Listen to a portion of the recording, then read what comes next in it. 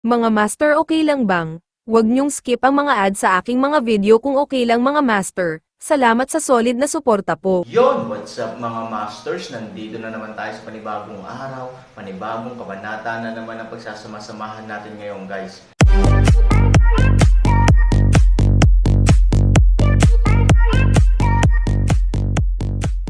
Bali mga masters, kung bago ka pa lang po sa aking YouTube channel, please click the subscribe button, lalong-lalo na po yung notification bell guys, para maging connected pa rin tayo sa isa't isa at maging updated kayo sa mga susunod ko pang video. Bali mga masters, bago natin umpisahan ng kwento ay mag-shoutout po muna tayo para sa mga solid nating tagapakinig. Shoutout kay Richard Cos at shoutout kay Jezreel Sarsaba. Yun na nga mga masters, no? Bali hindi na ito patagalin. In 3, 2, 1, let's go! Nang marinig ito, ngumiti si Aaron. Nga pala, kapag pinag-uusapan mo ito, syampang pinggan at chopstick ang ay dadagdag sa barko. Dapat bang hugasan nila ang kubyerta? Natigilan si Chin Shuang. Aaron, niloloko mo ba ako? Ibig mong sabihin, masyadong kakaunti ang mga tao sa barko at hindi ako masyadong pinapansin ni Ivory. Hindi ba't matagal pa at malayo ang pupuntahan, to the bone-burning city? Kapag nakahanap ako ng siyam na bodyguard, at least may makakachat at makalaro ng chess sa akin. Sabi ni Aaron. Nang marinig ito, agad na tinitigan ni Chin Shuang si Aaron, hindi seryoso. Ang Aaron ay walang pagpipilian kundi ngumiti ng mapait. Ang makalangit na mga tangkay at mga sanggang lupa ng siyam na lalaki ay napakahusay sa sining ng yin at yang, at maaari silang makipag-usap sa isa't isa ng walang insidente. Bukod dito, mayroong isang bagay sa labas, at hindi sila maaaring umasa sa iyo upang protektahan ako mula sa tag-araw at nayan. Ngunit kahit na ang siyam na lalaki ay hindi masyadong agresibo, nais nilang makatakas mula sa makalangit na mga tangkay. Ngunit ang problema ay ang mga taong ito, narinig kong sinabi ni Soyan, ay hindi mabubuting tao. Naisip nila kung paano ka papatayin sa huling segundo. Hindi ito maiiwasan sa hinaharap. Malumanay na ngumiti si Aaron at naglabas ng kakaibang string gamit ang 3 butil na may iba't ibang kulay. Ibigay mo ang bagay na ito kay Ivory bilang regalo para ibigay ko sa kanya. Ano ito? Tiningnan ni Chin Shuang ang hindi kat-anji tanging chain na ito at nagtaka sandali. Ibigay mo na lang kay Ivory at hayaang kunin niya ito sa kanyang kamay. Kung may problema ang siyam na halimaw, kurutin at pasabugan ang 3 butil. Ngumiti si Aaron. Hindi naintindihan ni Chin Shuang. Gayunpaman, inilagay niya ang kadena gaya ng iniutos ng Aaron. Saan niya nalaman na ang 3 butil ay ordinaryong butil, ngunit ang 3 patay na, Diyos ng kamatayan, ang mga butil ay nabuo mula sa bangkay. Sinubukan ng Aaron ang papel ng 3 kwintas na ito mula sa Qinglong. Ang dahilan kung bakit ang 12 sa kanila ay malapit at taset na nagtutulungan ay maliwanag na hindi dahil sila ay magkapatid sa loob ng maraming taon.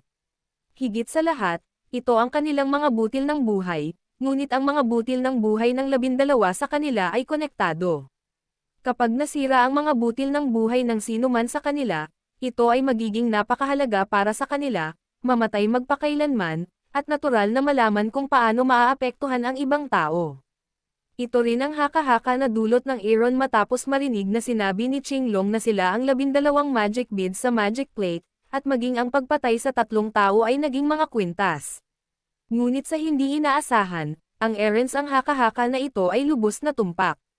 Pinapayagan din nito si Han Sanchen na gumawa ng inisyatibo sa transaksyon sa kanila, at sa wakas ay kumpletuhin ang kaiyahiyang hindi pantay na kasunduan sa mga salita ni Qinglong. By the way, tinanong mo ba sila kung sino ang nagpadala sa kanila? Sabi ni Chin Shuang, nakasimangot, narinig kong sinabi ni Soyan na ang 12 tao na ito ay matagal ng bandido. Sila ay nabuklod sa ipinagbabawal na lugar maraming taon na ang nakalilipas, at bigla silang lumitaw. Ngumiti si Han Sanyi, tulad ng sinabi mo, sila ay mga sikat na bandido sa daigdig ng disyerto, at pagkatapos ay tinatakan sila, kaya sino pa ang may kakayahang mag-angat sa kanila? Kaya hindi ko na kailangan pang magtanong. Sa ganang akin, mas maraming tao ang hindi madaling tanggalin ang kanilang pagbabawal, mas ayaw ko silang patayin. Kung tutuusin, nakakalungkot na gawin ito. Dapat gamitin ang mga bagay sa kanilang makakaya. Sa pagsasalita tungkol dito, Bahagyang ngumiti si Aaron, dahil ang mga taong ito ay may mahalagang papel din para sa Aaron, ngunit hindi sinabi ng Aaron ang papel na ito sa oras na ito, dahil sa bahagyang pagtaas ng pagsisikap ni Qin Shuang, ang Aaron ay sumisigaw lamang. Sa oras na ito, daan-daang milya sa likod ng flower boat ng Aaron, isang mas malaking flower boat ang dahan-daang sumusunod. Mga master, okay lang bang? Huwag niyong skip ang mga ads sa aking mga video kung okay lang mga master. Salamat sa solid na suporta po. Sa barko, ang atik ay maliwanag na naiilawan, ang pag-awit at pagsasayaw ay magaan, at isang magandang babae ang malumanay na nakahiga sa gitnang bulwagan. Sa paligid, maraming matatandang lalaki ang naghahanap ng alak at nag-uusap, upang sila ay maging masaya. Sa oras na ito, nagmamadaling pumasok ang isang lalaking nakaitim. Pagkatapos, dali-dali siyang lumuhad sa lupa sabay buga, sabihin mo. Sabihin mo sa prinsesa at sa lahat ng may-ari ng pamilya. Nang makita niya ang lalaking nakaitim, biglang tumigas ang ngiti sa mukha ng ilang matatandang lalaki. Sa gitnang bulwagan, ipinikit ng dilag ang kanyang mga mata at bahagyang binuksan ang kanyang mga mata. Siya ay matikas, tumingin sa lalaking nakaitim at mahinang sinabi, "Bakit ka nagmamadali? You're so flustered." Inutusan kaming sumunod sa 12 Diyos ng kamatayan para pigilan ang Aaron, ngunit, pagkarinig nito, ilang matatandang lalaki ang kinabahan. Sa kabaligtaran, malumanay na ngumiti ang magandang babae, fail. Sampin ang alipin, ang lalaking nakaitim ay mabilis na ibinaon ang kanyang ulo ng mas malalim, at ang buong tao ay naging mas natakot at nataranta, ang Aaron ay talagang makapangyarihan. Kahit na ang 12 Diyos ng kamatayan ay gumamit ng kanilang natatanging lihim na pamamaraan, sila nawala pa rin ang hanay. Nagulat ang isang grupo ng matatanda, at kahit isang baso ng alak ay nahulog sa lupa sa lugar. Ang 12 Diyos ng kamatayan sa disyerto ay halos ang pinakamataas na pag-iral sa mundo ng disyerto. Kung ang Diyos ng Yelo at si Mr. Chai ay kumakatawan sa mga Diyos, kung gayon ang 12 Diyos ng kamatayan ay kumakatawan sa mga demonyo at ang pinakamataas na estado. Sa partikular, ang pagkilos ng 12 Diyos ng kamatayan sa disyerto ay baluktot, na halos nakakatakot sa mundo ng disyerto sa maraming taon, maraming mga inosenteng tao ang namatay ng malungkot sa ilalim nito at nagalit dito habang buhay. Napunta man sila sa impyerno, kinilabutan sila. Ito ay halos isang uri ng abnormal na kasanayan sa mahika. Noong mga panahong iyon, nang ipinagbawal ang 12 Diyos ng kamatayan, halos lahat ng mga pangunahing eksperto ay lumabas sa mundo ng disyerto, at ang matinding labanan ay halos madilim. Ngunit gayunpaman, ang matinding labanan ay nagbuwis din ng buhay ng hindi mabilang na mga tao sa mundo ng disyerto, at napakahirap na bitag ang 12 Diyos ng kamatayan sa ilalim ng pagsasakripisyo sa sarili ng maraming eksperto. Umiling ang isa sa mga matandang lalaki at sinabing, "Sino pa kaya siya bukod kay Fang Biao, ang may-ari ng pamilyang Fang?" Sa pag-iisip ng labanan, si Liu Tao, isa pang matandang lalaki sa tabi ni Fang Biao, ay nag-aalala rin. Bagamat hindi siya kwalipikadong lumahok sa labanan, bilang may-ari ng pamilya Liu, paanong hindi niya malalaman ang talaan ng labanan mula sa talaang kanan? Ito ay halos hindi pantay na masaker. Ang maikling kapayapaang natamo mula sa dugo ng 10,000 tao at sa buhay ng libu-libong eksperto. Kahit ngayon, may mahalagang utos ng ninuno sa lahat ng malalaking pamilya. Hindi kailanman maaaring alisin ng mga susunod na henerasyon ang selyo sa 12 Diyos ng kamatayan sa anumang kadahilanan. Ang mga ito ay sapat na upang ipakita kung gaano kakilakilabot at kapangyarihan ang 12 Diyos ng kamatayan. Kasama ang 12 Diyos ng kamatayan, sino si Aaron? Ano ang susunod nating gagawin? Nag-aalalang sabi ni Liu Tao, kahit na siya ay palaban at galit na galit sa Aaron, sa oras na ito, hindi maiwasan ni Liu Tao na magsisi at mas natakot. Si Aaron, na hindi makakaharap sa 12 Diyos ng kamatayan, ay may ganitong kakayahan at kwalipikasyon para itaas ang kanyang kapangyarihan sa disyerto. Natatakot, akong hindi na. Ganito si Liu Tao, bakit hindi ganito si Fang Biao? Kung ikukumpara kay Liu Tao, higit siyang nagsisisi, dahil may isa pa siyang nakatalikod kaysa sa pamilya Liu. Ginawa niya ang krimen ng pagpatay sa matandang Mr. Chai. Ibinagsak niya ang lahat at nagsimula sa isang kalsadang hindi na makabalik, ngunit nakasalubong niya ang gayong kaaway na nakatayo sa harap niya na parang bundok. Paano siya mananalo? Ito ba ay malas o swerte? Hindi maiiyak o tumawa si Fang Biao. Miss Lu, Aaron ay hindi mamamatay ng ganito, ito. Ano ang dapat nating gawin? Ito ay, hindi kamatayan ang makipaglaban sa mga ganyan. Bago niya malaman na kamay namin iyon, I suggest we withdraw, tama na. Kung babalik ang Aaron, para na sa atin ang kalamidad. Napahiya sina Fang Biao at Liu Tao. Sa isang panig, ilang matatanda o ibang pamilya na pinamumunuan nila ang naging mas mahiyain.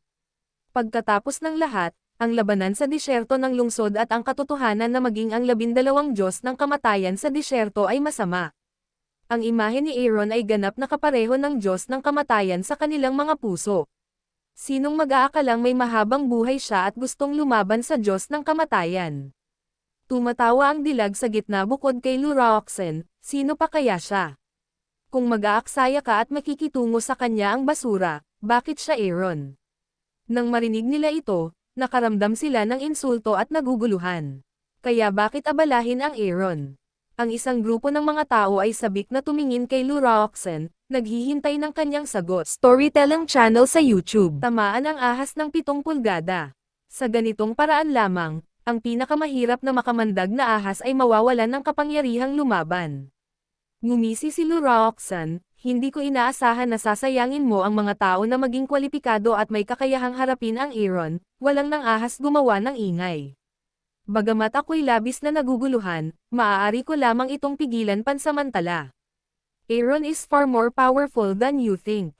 Kahit ako hindi ko alam kung saan ang limit niya, nagsasalita tungkol dito, ang mga mata ni Lu Roxen ay may bakas ng tagsibol. Ito rin ang nag-iisang lalaking nakatouch sa kanya sa buhay niya. Walang pangalawa, pabayaan ang pangalawa. Gayunpaman, ang Dragon at Phoenix ay maaaring magkatugma mula noong sinaunang panahon.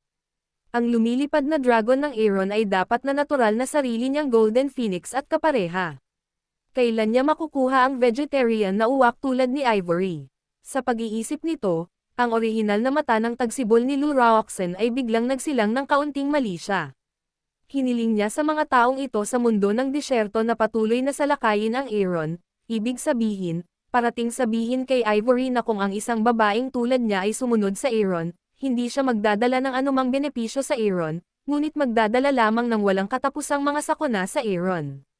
Sa 7 pulgada ng Aaron, hindi lamang hinang ni Lu Roxen ang tatak doon, ngunit kailangan ding panatilihing uminit ang tatak, para lalong sumakit ang tatak na pinaso dahil sa lagnat, at maging hiwalay na ang dalawa. Kapag naghiwalay na ang dalawa, si Lu Roxen ang Ivory sa paligid ng Aaron. Para dito, hindi lamang siya kumpiyansa sa kanyang background ng pagkakakilanlan, katalinuhan at nakamamanghang poster, ngunit may hawak din siyang 2 ganap na trump sa kanyang kamay. Sa makatuwid, hindi ko kailangan na patayin mo siya. Kailangan mo lang iharas ang Aaron ng palagi. Natural na hindi sasabihin ni Lu Roxen sa mga taong ito ang kanyang tunay na intensyon.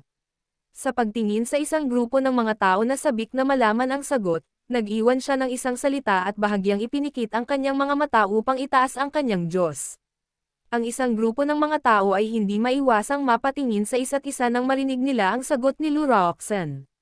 Gayunpaman, nang makita ang tiwala na hitsura ni Lu Roxen, naisip nila ang tuktok ng asol na bundok sa likuran niya. Mahirap bang ituring sila ni Lu Roxen bilang mga consumable at cannon fodder? Hayaan muna ang Aaron na mapagod, at pagkatapos ay sugpuin ng hukbo. Sa pag-iisip nito, ang takot ng mga tao sa Aaron ay nagsimulang umatras ng husto. Hindi bababa sa Lu Roxen, ang backbone, ay kalmado pa rin, kaya hindi nila kailangang masyadong maalarma. Square watch. Bahagyang bamuka ang mga labi ni Lu Roxen. Nagmamadaling yumoko si Fang Biao at sinabing, ano ang order ni Miss Lu? Let's do this for the time being. Lahat tayo ay umatras at magpahinga, oo, pero hindi pa bumabalik ang 12 Diyos ng kamatayan. Natatakot ako na nahuli sila ng Aaron. Gusto mo bang patayin sila? Baka malaman ni Aaron kung sino ang nasa likod ng mga eksena. Hindi man lang iminulat ni Lu Roxen ang kanyang mga mata at ngumiti. Hindi nagsalita si Fang Biao, ngunit iyon ang ibig niyang sabihin. Sa katalinuhan ni Aaron, nahulaan na niya kung sino iyon. Bakit ka mag-abala? Tanong ni Lu Roxanne. Nang marinig ito, bahagyang ibinaba ni Fang Biao ang kanyang ulo, ito ay ang kawalan ng pag-iisip ni Fang Biao. Tumigil sa pagsasalita si Lu Roxanne.